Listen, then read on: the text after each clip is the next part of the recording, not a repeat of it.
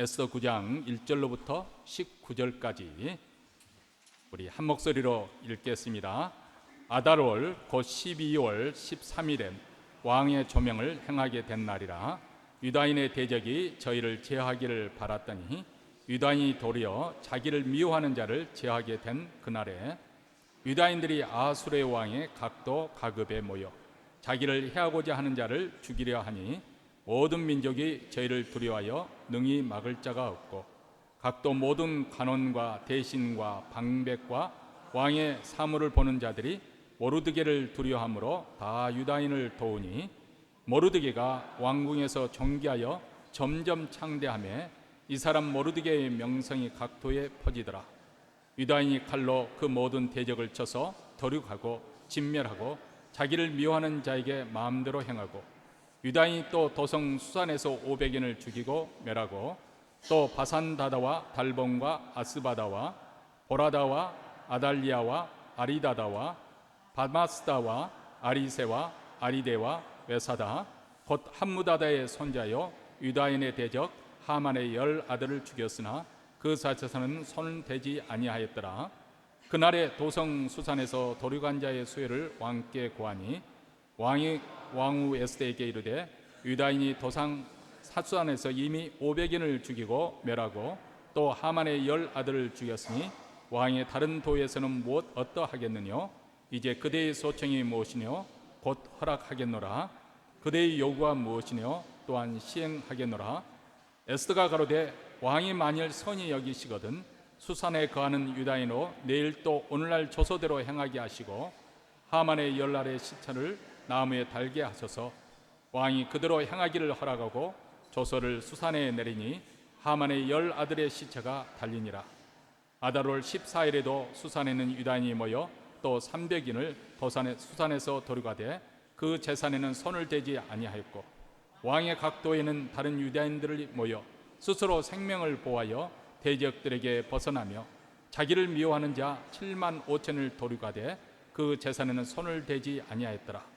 아달월 13일에 그 일을 행하였고 14일에 쉬며 그날에 잔치를 베풀어 즐겼고 수산에 거한 유다인들은 13일과 14일에 모였고 15일에 쉬며 이날에 잔치를 베풀어 즐긴지라.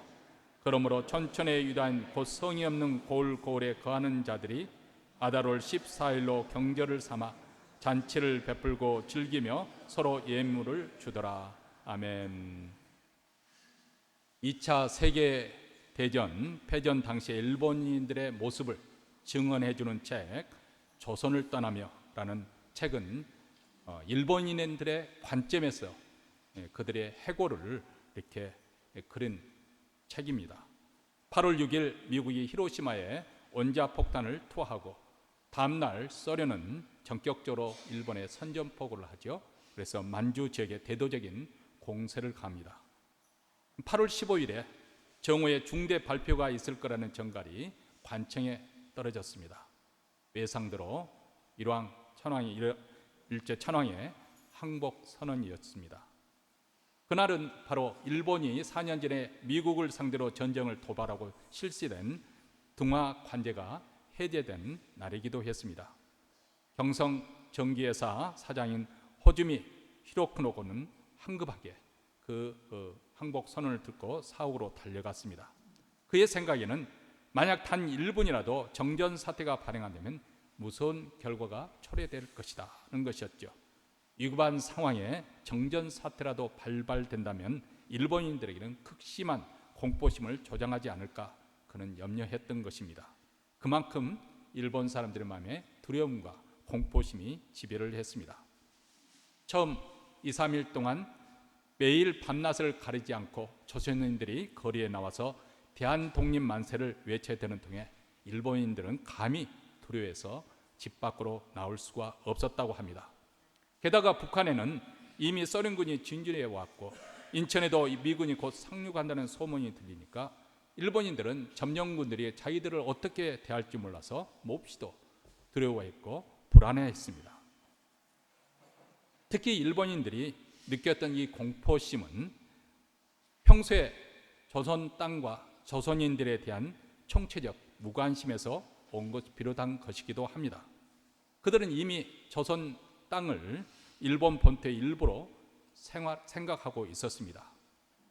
그들은 조선 곳곳에 자기들만의 촌, 집단촌을 안전하게, 편리하게 그렇게 만들어 살았기 때문에 그들은 조선 땅에 살면서도 조선 사람들과 별로 만날 기회도 없을 만큼 아주 자기 본국에서 하는 것과 별다른 차이를 느끼지 못할 만큼 편안하게 그리고 안락하게 살았습니다. 그런데 갑작스럽게 찾아온 일본 패망은 그들에게 극도로 공포감과 불안감을 안겨주었던 것이죠. 이제 상황이 역전된 것입니다. 조선인들이 어떻게 나올지 몰라 평소에는 무관심하고 또 무시를 했던 그들이 어떻게 나올지 몰라서 두려움에 전전긍긍했던 것입니다. 이 해고록을 들으니까 오늘 일본과 얼마나 달라진 그 태도를 보니까 참 기가 막히지 않습니까? 요한계시록 6장에 보면은 종말에 일어날 일에 대해서 이렇게 설명을 해주고 있습니다. 어미와 같은 우리 하나님의 심판날이 임할 때 큰 지진이 일어날 것이고 해가 검어지고 달이 핏빛같이 되어지고 하늘의 별들이 우수수 떨어지게 될 것이다. 그날에는 임금과 왕족과 장군들과 부자들과 강한 자들로부터 시작해서 모든 종과 자유인의 이익까지 다 두려워 떨게 될 것을 말합니다. 그래서 얼마나 극도의 공포심이 두려웠던지 제발 산들이 우리를 덮치고 바위들아 우리를 숨겨달라고 그렇게 단말만적인 빈명을 드립니다. 하나님의 어미로우신 심판과 어린 양의 진노로부터 피할 길이 없는 그들의 절망과 그리고 공포입니다. 이어서 6장 17절에 보면 그들의 진노의 큰 날이 이르렀으니 누가 능히 서리요. 이처럼 무서운 하나님의 진노의 날에 누가 감히 고개를 뻣뻣하게 들고 서겠느냐는 것입니다. 아무도 없습니다. 다 엎드려서 벌벌 기게 될 것입니다. 한국 감옥소에서 오랫동안 교도관으로 일하시면서 복음을 전파해 주신 이 박효진 장로님이라는 분이 계십니다. 그분이 이런 말을 했습니다. 제 아무리 강심장을 가진 사람이라 할지라도 사형장에 끌려가는 그 순간 그들은 오줌을 질질 싸며 죽음에 대한 공포심으로 이미 사색이 되어버린다고 그렇게 자신의 목격담을 이야기하고 있습니다. 그렇다면 하나님의 무서운 진노가 임하는 그 순간에 누가 감히 똑바로 서 있을 수 있겠습니까? 사실 우리 모두 다 죄인들이기 때문에 한결같이 지옥의 불덩이에 들어갈 수밖에 없는 죄인들입니다. 그런데 평소에는 예수 믿는 것이 대단치 않아 보여도 그날이 되면 우리가 예수 믿어서 하나님 백성이 된 것이 얼마나 감격스럽고 얼마나 영광스럽고 얼마나 복된 것인지요. 내 공로도 아니고 하나님의 은혜로 우리는 이런 무서운 환난 때 이런 무서운 시험을 통과할 수 있다는 것이죠. 그래서 찬송가 기자는 이렇게 우리에게 시를 읊습니다. 만입이 내게 있으면 그 입 다 가지고 내 구주 주신 은총을 늘 찬송하겠네. 사실 우리 그리스도인들은 장차 일어날 일로 인해서 두려움이나 근심을 안고 살아가는 사람들이 아닙니다. 오히려 이 땅에서 우리가 많은 환난을 겪고 고통이 있을 것이지만 그럼에도 불구하고 궁극적인 승리가 우리를 기다리고 있다는 그것 때문에 우리는 위로를 받고 사는 사람이요, 확신을 가지고 사는 사람이요. 가령 여러분들이 야구를 좋아한다고 생각해 보십시다. 그런데 시간이 맞지 않아서 내가 좋아하는 팀 그 경기를 관람할 수 없을 때 이제 가령 예를 들어서 녹화를 하지 않습니까? 아니면 요즘에는 또 재방송이 있으니까 재방송을 틀지 않습니까? 근데 이미 결과는 어떻게 되는지 우리 팀이 극적으로 역전했다는 것을 알게 된다면은 지금 아주 이태롭게 이렇게 그런 상황이 전개가 되어져도 그에 대해서 조금 더 염려하지 않습니다. 아마 세상 사람들은 그런 상황에서 맥주를 마시면서 안주를 먹으면서 즐기면서 웃으면서 왁작지를 하면서 그것을 보게 될 것입니다. 왜 그럴까요? 결론이 이미 났기 때문에 그렇습니다. 우리에게 궁극적인 승리, 우리 그리스도인에게 이미 주어져 있습니다. 그 이유는 하나님께서 살아계시고 그분이 저와 여러분을 눈동자같이 지키시고 그의 날개 아래 숨겨주실 것이기 때문에 그렇습니다. 사실 인생 자체 살아가는 것 자체가 만만치 않은 일이기는 합니다. 제가 양론에 가면은 권사님들이 한결같이 제게 하소연하는 거 있어요. 하나님이 제발 좀 나 좀 데려갔으면 좋겠는데 왜 안 데려가는지 모르겠다고 하소연하는 거예요. 하루하루 빨리 데려갔으면 참 좋겠다는 거예요. 근데 예전에는 정말 실제로 돌아가시고 싶으실까? 아마 그렇게 그냥 하소연하는 것이겠지 했는데 요즘에는 아니다, 정말 본심이 들 수도 있겠구나, 그런 생각을 합니다. 사실 인생 사는 것 자체가 쉬운 일이 아닙니다.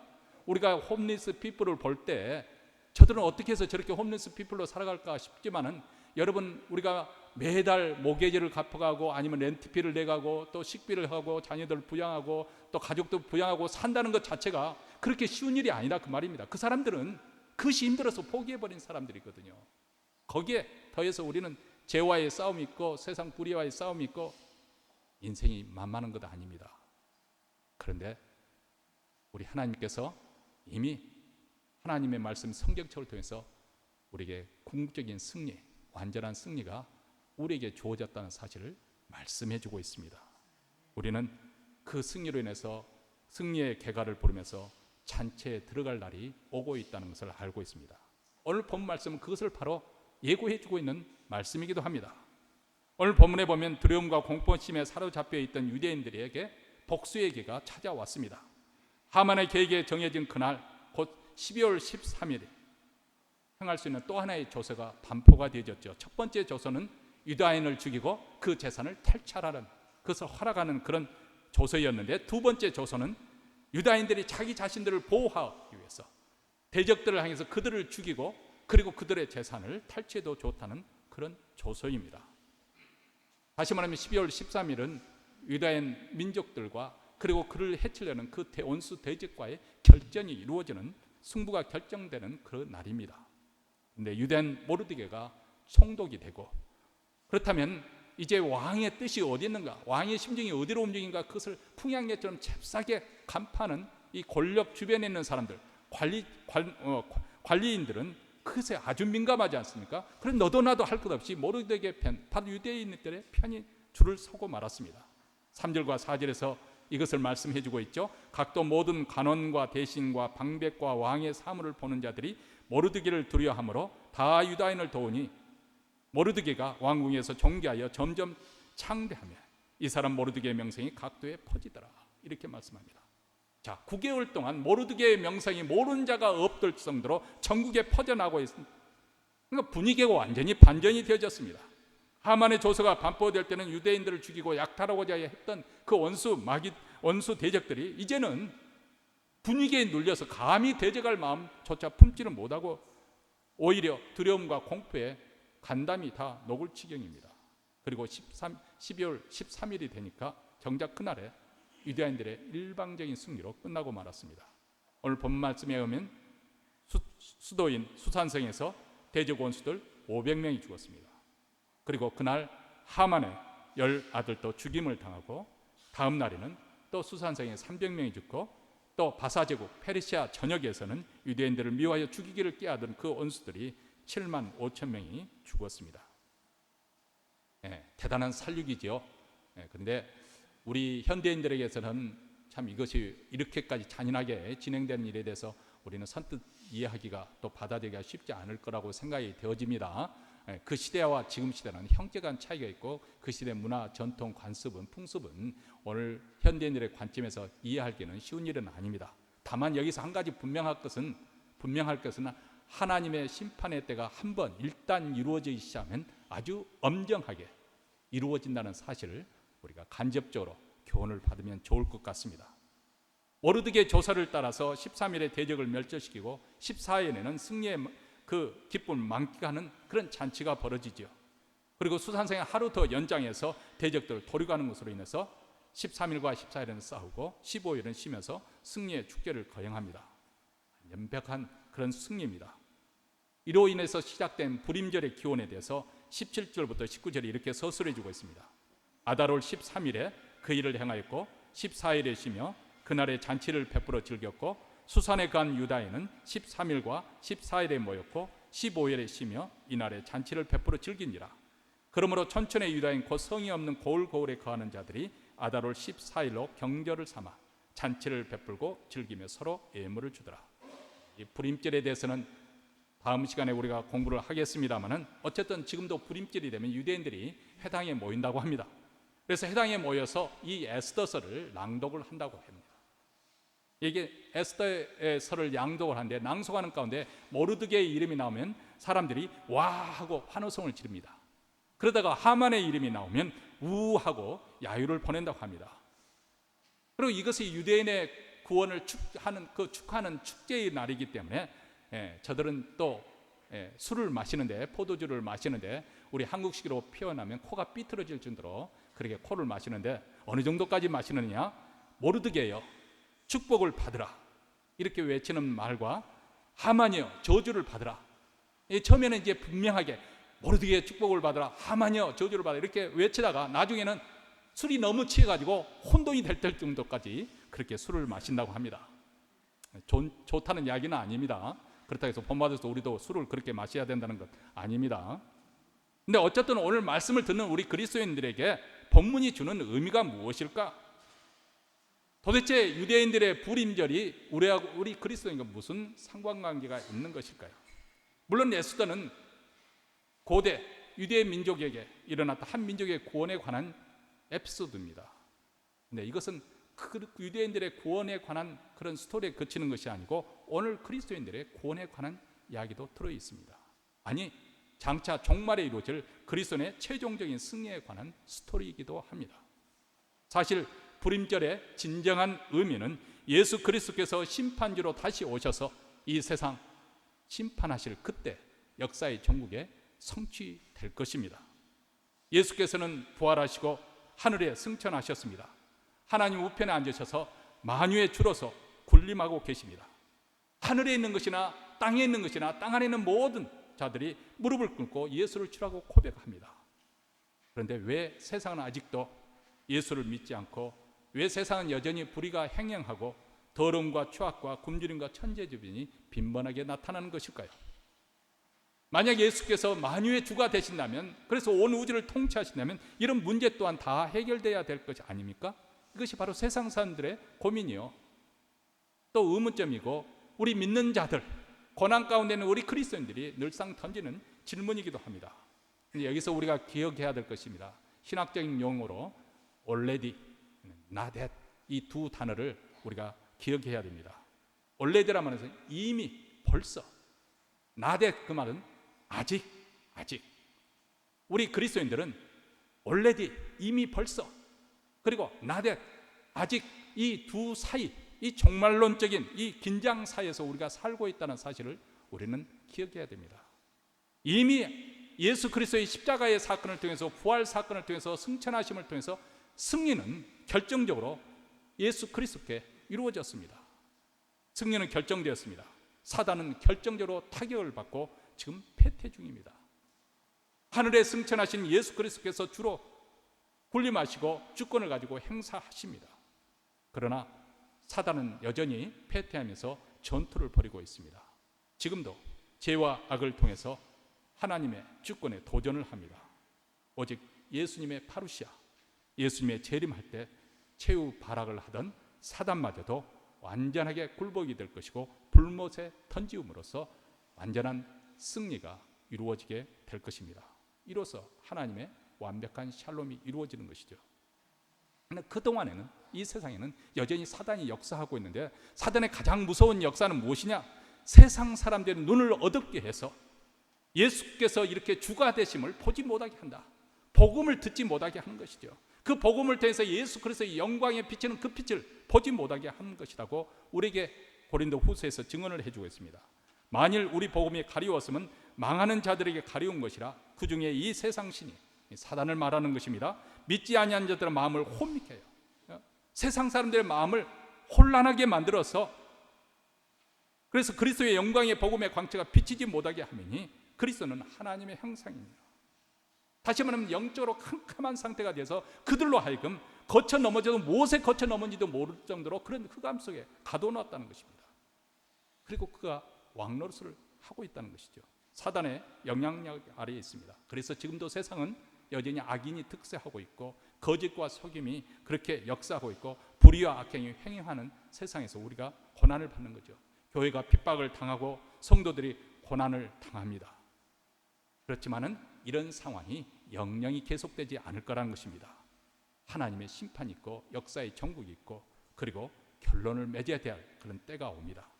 요한계시록 19장에 보면 바로 이 악한 세력에 대한 심판에 대해서 이렇게 묘사를 하고 있습니다.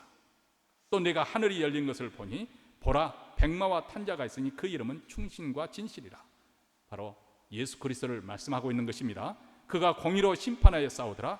그 눈이 불꽃 같고 그 머리에 많은 면류관이 있어요. 많은 면류관은 영광의 면류관을 이야기하고 있는 거예요. 또 이름 쓴 것이 하나가 있으니 자기밖에 아는 자가 없고 또 그가 피 뿌리는 옷을 입었는데 그 이름은 하나님의 말씀이라 칭하더라. 하늘에 있는 군대들이 희고 깨끗한 세마포를 입고 백마를 타고 그를 따르더라. 그의 입에서 이한 날카로운 검이 나오니 그것으로 만국을 치겠고 친히 저희를 철장으로 다스리며 또 친히 하나님 곧 전능하신 이의 맹렬한 진노의 포도주 틀을 밟겠고 그 온수 마귀들을 어떻게 심판하시냐, 어떻게 그들을 형벌을 주느냐, 이것을 상징적으로 묘사를 하고 있습니다. 포도 수확을 할 때 포도 틀에다가 포도를 넣으면 그 압력에 저절로 나오면 거기에서 나온 포도주가 최상급입니다. 그 다음에 점점점 누르기 시작하는데 나중에는 발로 받고 지근지근 받고 틀로 짜가지고 나온 뿔은 이제 별로 좋지 않은 포도주. 바로 그 장면을 연상시키면서 하나님께서 그렇게 심판하실 것을 지금 표현을 해주고 있는 거예요. 그 옷과 그 다리에 이름 쓴 것이니 만왕의 왕이요 만주의 주라 하였더라. 또 내가 보니 한 천사가 해에 서서 공중에 나는 모든 새를 향하여 큰 음성으로 외쳐가라되 와서 하나님의 큰 잔치에 모여 왕들의 고기와 장군들의 고기와 장사들의 고기와 말들과 그 탄자들의 고기와 자유한 자들이나 종들이나 물은 대선하고 모든 자의 고기를 먹으라 하더라. 또 내가 보며 그 짐승과 땅의 임금들과 그 군대들이 모여 그 말탄자와 그의 군대로 더불어 전쟁을 일으키다가 짐승이 밟히고 그 앞에서 이적을 행하던 거짓 선지자도 함께 잡혔으니 이는 짐승의 표를 받고 그의 우상에 경배하던 자들을 이적으로 미혹하던 자라. 이 둘이 산채로 유황불 붙는 옷에 던지우고 그 나머지는 말탄 자의 입으로 나오는 검의 죽음에 모든 새가 그 고기로 배불리더라. 이렇게 보면 살육의 장소가 생생하게 지금 모사가 되어 있지 않습니까? 가장 잔인한 것 중에 하나는 비참한 죽음 중에 하나는 바로 그 시체를 독수리나 새, 매 이런 것들이 뜯어 먹혀 죽는 그런 죽음, 이런 형벌도 있지 않습니까? 어떤 보면은 산채로 사람을 그렇게 짐승들의 특히 독수리나 매들에게 뜯어 먹혀 죽이는 상상을 해보시기 바랍니다. 얼마나 끔찍한 상황이 되어버리고 될 것인지 그것을 묘사해주고 있습니다. 자, 이렇게 환난 중에 하나님의 엄중한 심판이 이루어지만 동시에 믿음을 지킨 자들은 천국 잔치에 들어가는 것이죠. 바로 어린 양의 혼인 잔치라. 우리 성도들은 천국의 웨딩 드레스를 입고 입장을 하게 되면 신랑 되시는 예수 그리스도께서 우리를 맞이하여 주실 것이고 성대한 혼인 잔치가 벌어지게 될 것입니다. 마치 이도령이 돌아와서 옥중에 있는 춘향이를 끌어내어 신부로 맞이하는 것이죠. 그동안 이 춘향이가 변사또의 그 간악한 그 모진 형벌로 인해서 얼마나 고생을 많이 했습니까? 온갖 유혹과 핍박 속에 매를 받고 옥에 갇혀서 목에 칼에 쓰고 고생을 하고 있는데, 그런데 이 이도령이 과거의 급제, 그것도 장원급제를 한 것 아니겠습니까? 그래서 암영사 마패를 가지고 이 남원에 출도를 한 거죠. 완전히 뒤집어지는 거죠. 그래서 탄간 오리들을 소탕을 하고 그리고 변사또를 심판을 합니다. 감옥에 있던 춘향이를 끌어내고 그리고 위로해주고 그와 결혼을 올리게 됩니다. 모든 사람이 기뻐하며 노래 부르며 혼인 예식을 축복하죠. 그때가 되면 많은 물소리 같고 우레소리와 같은 천사들의 할렐루야 코러스가 울려 퍼지게 될 것이고 끝없는 기쁨과 무한한 감격과 감사, 은혜와 그리고 충만 위에 충만, 그런 생명력이 넘치는 비할 데 없는 영광이 충만한 그런 날이 우리를 기다리고 있습니다. 우리를 위해서 준비되어 있습니다. 곧 그 날이 오게 될 것입니다. 자, 그 날을 바라보며 사는 우리 그리스도인들이 이 땅에 살 때 그러면 어떤 모습으로 살아야 될 것인가? 오늘 말씀을 통해서 우리가 두 가지를 생각해 보려면 순종과 철저입니다. 오늘 본문 말씀에 보면 우리가 눈여겨볼 것이 있습니다. 유대인들이 그 대적들을 제거할 때 특이한 점이 있었는데 10절 말씀을 보십시오. 곧 함무다드의 손자여 유다인의 대적 하만의 10 아들을 죽였으나 그들의 재산에는 손을 대지 아니하였다. 유대인들이 대적들의 재산에는 손을 대지 않았다. 저자는 이 점을 아주 강조를 하고 있습니다. 15절과 16절에서 반복해서 강조를 하고 있습니다. 아마 이것을 유대인들이 이렇게 행하지 않았던 이유는 그들의 조상인 사울과 그리고 하만의 조상인 그리고 아말렉과의 그 싸움, 전투를 염두에 두고 아마 이렇게 그들이 아예 재산에 손을 대지 않고 탈취하지 않은 걸로 그렇게 생각이 추론을 할 수가 있을 것 같습니다. 사무엘상 15장에 보면 선지자 사무엘은 사울 왕에게 하나님의 명을 정합니다. 아말렉에게 그들을 진멸하되 그들의 소유를 남기지 말고 진멸하되 남녀와 소와 젖먹는 아이와 우양과 약대와 나귀까지 다 죽이라. 사울이 이 말씀을 듣고 그가 하나님 말씀대로 진행을 하는데 그가 어떻게 순종을 했는가? 아말렉의 모든 백성들을 진멸하고 하나님 말씀에 순종하는 것처럼 보였습니다. 그런데 실제로는 그가 아말렉의 왕 아각을 살려둡니다. 그리고 양과 소의 좋은 것과 기름진 것은 남겨두지요. 가치 없고 쓸데없는 낮은 것만 쳐서 진멸하였다고 했습니다. 왜 아말렉의 왕 아각을 살려뒀을까? 어쩌면 나중에 그것을 통해서 정치적인 어떤 흥정을 하려고 그런 것이 아닐까, 그렇게 추측도 해볼 수가 있는 것이고, 아니면 사로잡은 아각을 끌고 이렇게 또 이제 승리의 개선을 하게 되면은 자기의 인기가 더 올라갈 것을 아마 염두에 뒀는지도 모르겠습니다. 근데 어쨌든 하나님께 주신 명령대로 그는 행하지 않았습니다. 부분적으로 행한 것이죠. 짐승들도 별 볼 일 없는 것만 이렇게 진멸하고 기름지고 값진 것은 놔두었습니다. 겉으로 볼 때는 하나님께 순종하는 것처럼 보였지만은, 그러나 실제로는 자기 나름대로 계획과 자기 욕심과 그리고 자기 생각들이 이미 가지고 있었던 것이죠. 어쩌면은 이번 전투를 통해서 재물을 챙기고자 하는 그런 탐욕이 그 마음속 깊은 곳에 있었는지도 모르겠습니다. 사실 이 전투가 벌어지기 전에 사무엘이 이전에도 한번 불순종했던 사울에게 당부를 하죠. 이제는 왕이 여호와의 말씀을 들으소서 청정하라, 그렇게 경고 내지는 당부를 하지요. 네, 사울은 탐심에 눈이 멀고 욕심에 귀가 닫혀서 하나님의 음성, 목소리가 들리지 않았습니다. 하나님 말씀을 귀담아 듣지 않았습니다. 이것을 이해하려면 노름에 팔린 사람을 보면 알 수가 있습니다. 지금 돈, 딸 욕심으로 눈이 확 불이 켜져 있는 사람에게 밥 먹고 하자고 해도 그 사람이 어떻게 반응을 보입니까? 열받지요. 지금 한참 돈독이 올라 있는 사람에게 밥 먹으라고 해서 그 말귀가 들어가겠습니까?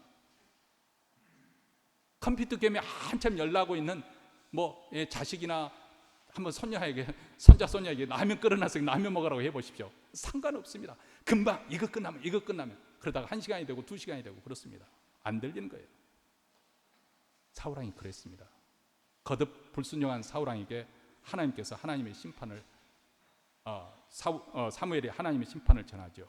사무엘이 가로되 여호와께서 번제와 다른 제사를 그 목소리에 순종하는 것을 좋아하심 같이 좋아하시겠나이까? 순종이 제사보다 낫고 듣는 것이 수양의 기름보다 나으니 이는 거역하는 것은 사술의 죄와 같고 완고한 것은 사신 우상이 절하는 죄와 같음이라. 왕이 여호와의 말씀을 버렸으므로 여호와께서 왕을 버려 왕이 되지 못하게 하셨나이다. 불순종의 죄가 사술의 죄, 이 사술이라는 것은 점쟁이에 가서 점을 치는 행위, 아니면 무당에 가서 푸닥거리 하는 행위와 우상 숭배와 같다는 거예요. 그리고 그 죄의 결말에서 왕이 여호와의 말씀을 버렸으므로 여호와께서도 왕을 버려 왕이 되지 못하게 하셨나이다. 사울이 하나님의 말씀을 청정치 아니하고 버렸으므로 하나님께서도 사울을 버려서 왕이 되지 못하도록 내려오도록 그렇게 하겠다는 것입니다. 이 부분을 우리는 귀담아 드려야 됩니다. 하나님을 우리가 쉽게 만홀히 여기서는 아니어야 됩니다. 우리 하나님의 사랑은 거룩한 사랑이에요. 그렇기 때문에 이런 말하면 좀 하나님을 잘못 표현할까 봐 조심스럽긴 하지만 다린 몽둥이를 분질러서라도 우리의 잘못된 버릇과 고집과 죄악을 고치시는 분이십니다. 그냥 오냐 그래 너 할 대로 하고 싶은 대로 해라 마냥 좋다고 풀어주시는 하나님은 아니십니다. 우리 인간의 존재가 왜 그렇게 존엄한 것인가? 그것은 우리가 육체의 속대로 자기 욕심대로 살지 아니하고 하나님의 말씀대로 살도록 그런 존재로, 영적인 존재로 우리를 만드셨기 때문에 그렇습니다. 그래서 하나님께서 우리를 하나님의 형상에 따라 지음을 받게 하시고 하나님께서 말씀을 주시고 그 말씀에 따라 살라는 것입니다. 이것이 다른 동물과 다른 짐승들과 다른 인간만의 존귀한 의미입니다. 하나님의 백성들이 왜 존귀한 것인가? 하나님께서 우리에게 하나님의 말씀을 맡겨주셨고 그 말씀대로 살라는 것입니다. 물론 세상 사람들은 자기 나름대로 처세술이 있을 거예요. 살아가는 방식이 있을 거예요. 그러나 우리 하나님의 백성들은 하나님의 말씀에 따라 쫓아 사는 거예요. 그래서 우리 믿는 자들이 존귀한 자가 되는 것입니다. 우리가 하나님의 말씀을 버린다고 한다면 하나님께서 우리를 내버려 두실 것입니다. 예수님께서 우리에게 하신 말씀 있지 않습니까? 소금이 그 짠맛을 잃어버리면 무슨 소용이 있겠느냐? 밖에 던지워서 사람들의 발에 짓밟힐 뿐입니다. 우리가 하나님의 말씀에 순종하는 삶, 하나님을 두려워하는 마음이 없이 하나님의 말씀을 존숭하게 여기지 아니하면 우리도 세상 사람에 의해서 짓밟히는, 무시당하고 창피당하고 조롱당하는 그런 신세로 전락하게 될 것을 경고를 하고 있는 말씀이죠.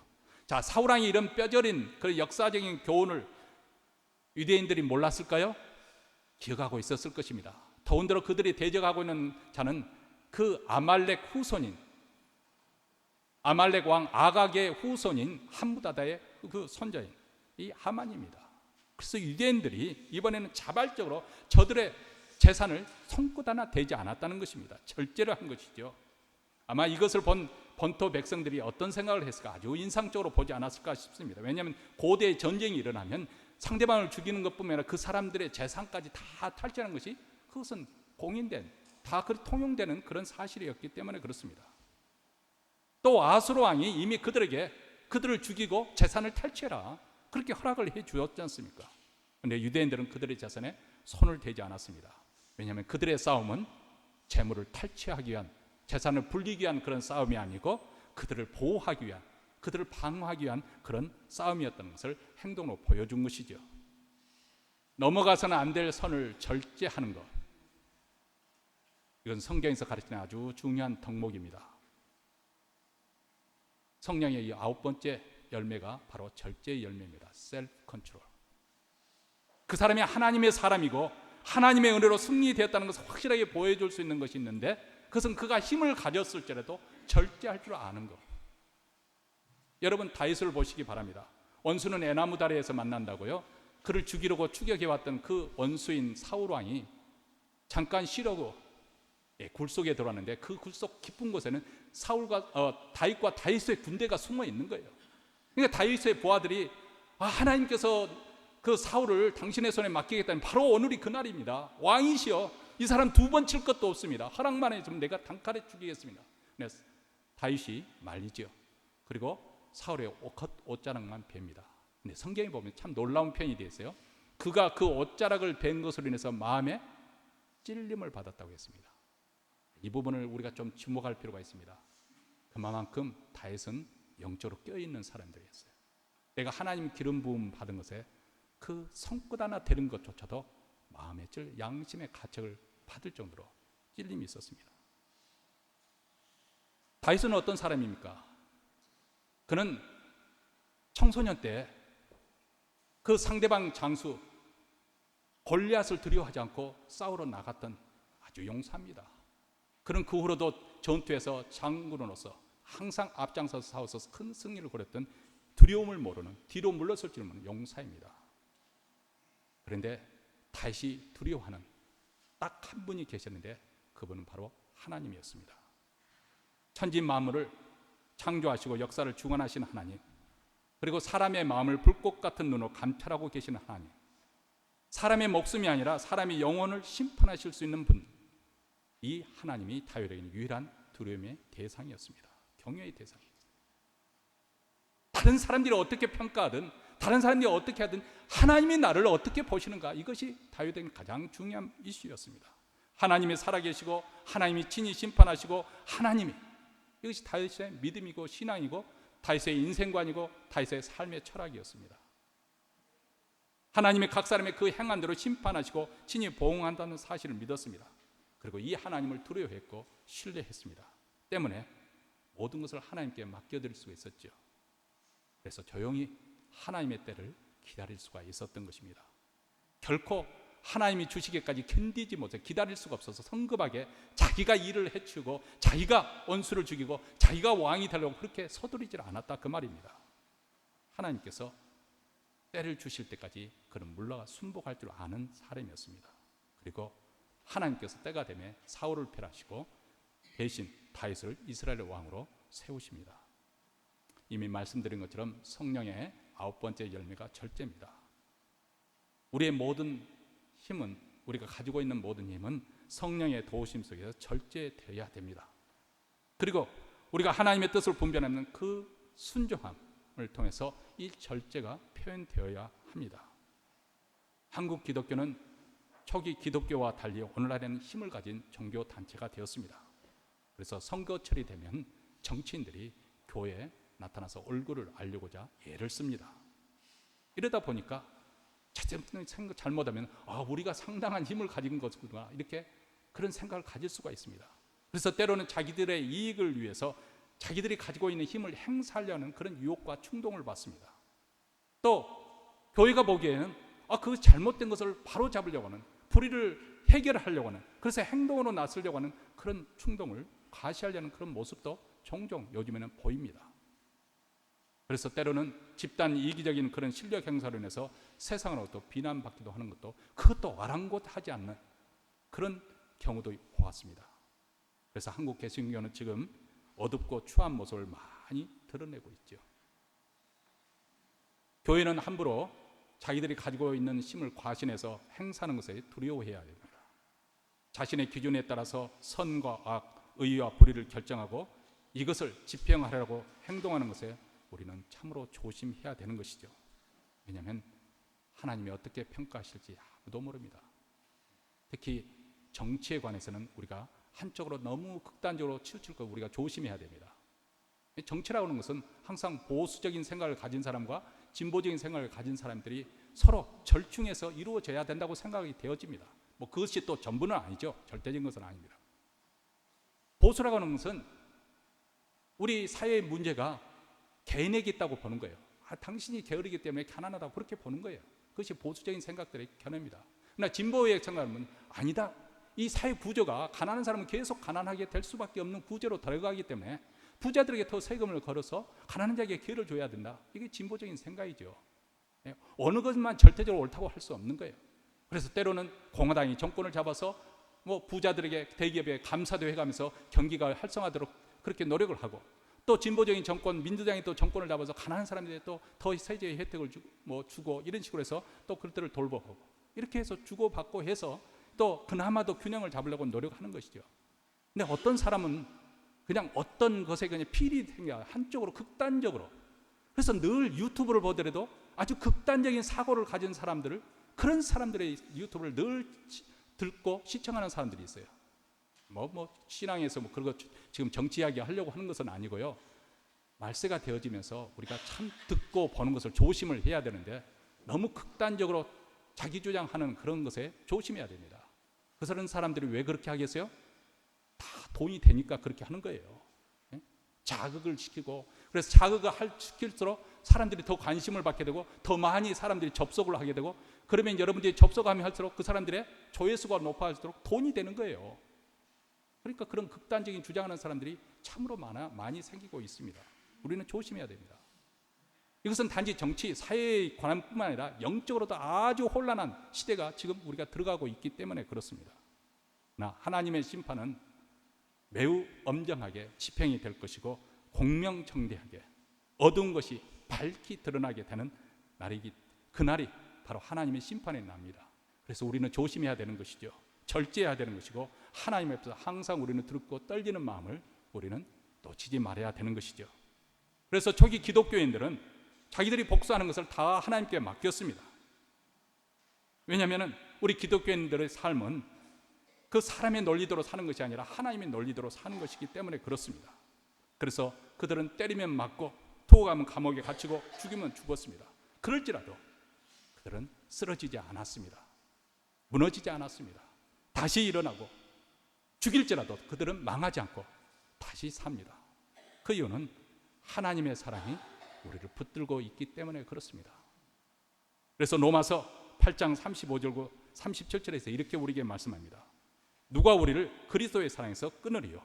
환난이나 공고나 핍박이나 기근이나 적신이나 위험이나 칼이라.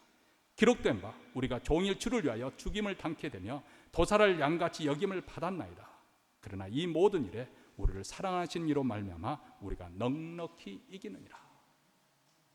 자, 이 땅에 우리가 사는 동안 아직 완성된 천국에 들어가기 전까지는 우리에게도 환난이 있다는 것입니다. 공고가 있고 핍박이 있고 기근이나 적시나 위험이나 칼이나 이런 위험도 당할 수가 있다는 것입니다. 그러나 염려하지 말라는 거예요. 이미 우리는 결론을 알고 있는 사람이기 때문에, 이미 십자가의 부활, 십자가와 죽음과 부활의 사건을 통해서 예수님께서 결정적인 승리를 취하기 때문에, 사단이 비록 자기 때가 얼마 남지 않기 때문에 발악을 하고 있지만은 그는 계속해서 패퇴를 하고 있는 중이고, 복음의 역사가 일어나는 것마다, 복음이 지는 것마다 사단은 권세가 무너지고 있는 것이고, 예수 그리스도의 그와 그의 나라는 승리해 가고 있습니다. 그리고 드디어 V-Day, 빅토리 데이, 최종적인 승리가 우리에게 다가오게 될 것입니다. 우리가 승리하게 되는 것은 바로 이런 환난 속에서도 우리를 사랑하시는 이로 말미암아 우리는 결국은 이기게 될 것입니다. 세상의 사랑은 조건적이고 일시적입니다. 제한적입니다. 돈이 많기 때문에 사랑하고, 예쁘다고 사랑하고, 또 공부를 잘하기 때문에 사랑해주고 도와주고 나에게 잘해준다고 사랑합니다. 그런데 하나님의 사랑은 불구하고 사랑입니다. 죄를 지었음에도 하나님께서 우리를 불쌍히 여기시고 사랑해 주시는, 연약함에도 불구하고, 별로 잘난 것이 없음에도 불구하고 우리를 사랑해 주시는 사랑, 이 사랑을 가리켜서 우리는 아가페 사랑이라고, 그렇게 하나님의 사랑을 그렇게 표현하죠. 아가페라고. 그래서 이 사랑이 있기 때문에 우리가 인생의 어떤 어려움을 거쳐간다 하더라도, 아니 현재 어떤 고난 가운데 있다 할지라도 우리는 결코 이것으로 망하지는 않을 것입니다. 결국은 우리는 완전한 승리에 들어가게 될 것입니다. 압도적인 승리, 완전하고도 압도적인 승리, 그리고 최종적인 승리는 바로 우리 믿는 자들의 것입니다. 우리를 사랑하시는 이로 말미암아 우리는 넉넉하게 이기게 될 것입니다. 지금 현재 여러분들이 삶이 조금 힘들고 고달프고 병으로 인해서 고통스럽고 하지만은 이 정도 버티고 사는 것도 잘하고 계시는 거예요. 포기하지 않고 하나님께서 바라보시는 그 새하늘과 새 땅을 바라보면서 믿음을 지키고 사는 것만 해도 대단히 잘하시는 것입니다. 여기서 후퇴하지 말고 계속해서 이 믿음을 가지고 세상을 향하여 나가시는 우리 모두가 되시기를 바랍니다.